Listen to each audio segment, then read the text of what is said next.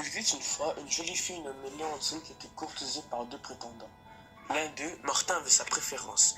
Elle l'aimait d'un cœur tendre, mais elle n'avait pas le sou. L'autre, Siméon, lui tapait sur les nerfs. Elle ne l'aimait pas du tout, mais il avait du bien et les parents de Léontine essayaient de 100 façons de la convaincre de le prendre pour mari, car elle était riche. Léontine ne savait trop que faire.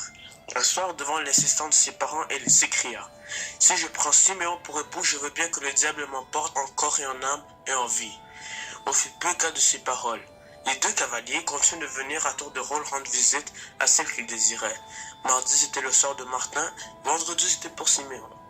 À la fin, Léontine fit son choix, c'est-à-dire que les parents finirent par avoir raison de la résistance de leur fille. Elle épousa donc Siméon, le garçon riche, par un beau jour de septembre. Le matin des noces, toute la partie était réunie à l'église. En sortant au bras de son nouvel époux, Léontine vit arriver un beau carrosse tiré par deux magnifiques chevaux. Avant même que Siméon n'eut le temps de monter à ses côtés, l'attelage disparut.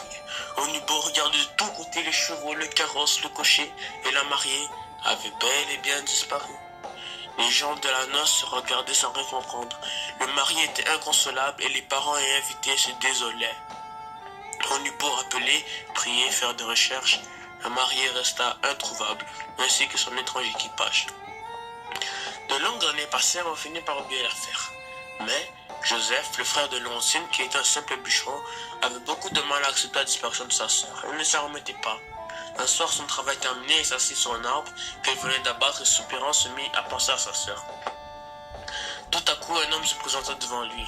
« Tu as l'air bien triste. » « Mais bien sûr que je le suis. J'avais une sœur charmante et jolie et je l'ai perdue. Veux-tu revoir ta sœur? Ah, monsieur, que me demandez-vous là bien? Si tu veux revoir ta sœur, poursuivit l'homme, promets-moi de lui enlever l'anneau de mariage qu'elle porte au doigt. Si tu me promets ça, je t'emmène auprès de ta sœur immédiatement. Je le promets. Sans se douter le moins du monde à qui il adresse ces mots, il se fait transporter sur le dos du personnage vers celle qu'il croyait perdue. Aussitôt arrivé dans une maison isolée au bord d'une forêt, il se retrouve seul face à sa sœur. « Oh non, mon frère, tu n'aurais pas dû venir ici. » Le frère est bien surpris d'entendre ces paroles. De bien, il n'est pas compris.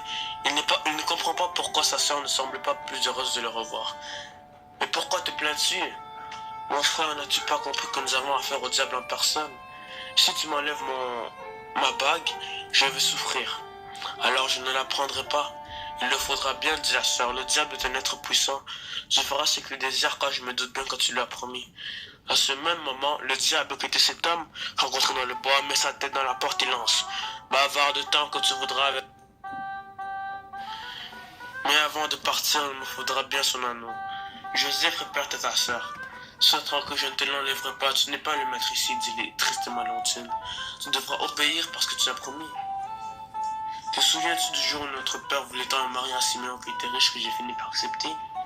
Eh bien, j'avais répondu à mon père, si je l'épouse, je veux bien que le diable m'emporte en corps, en âme et en vie. Siméon a tout déclenché.